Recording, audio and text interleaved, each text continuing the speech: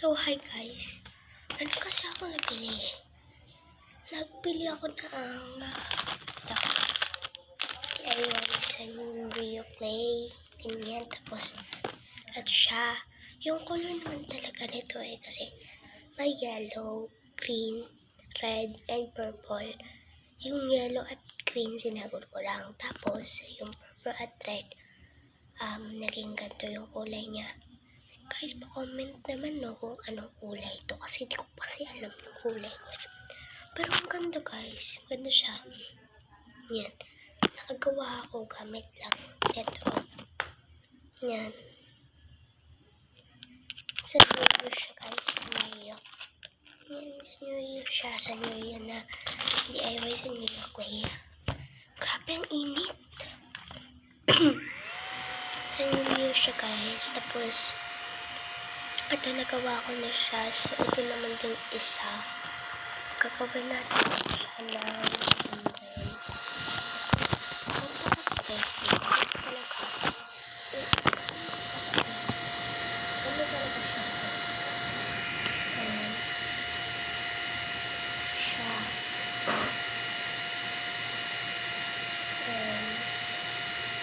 Ito, mas gusto ko ito siya kasi mas maganda yung texture niya. Hindi siya like matigas kasi ito matigas kasi ito maliit. Palipid ka maliit siya matigas ko na diba? Tapos ito yung isa.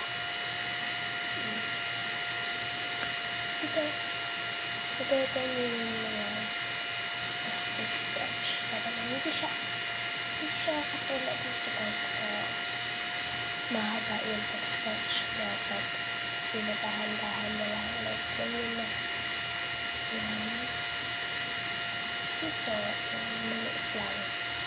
Pero soft siya guys, soft siya tapos ito medyo matigas-tigas. So try mo natin.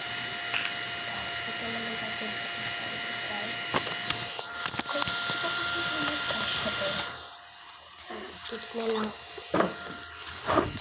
Like for part 2 na lang kasi maliit kasi yung time. Like for part 2.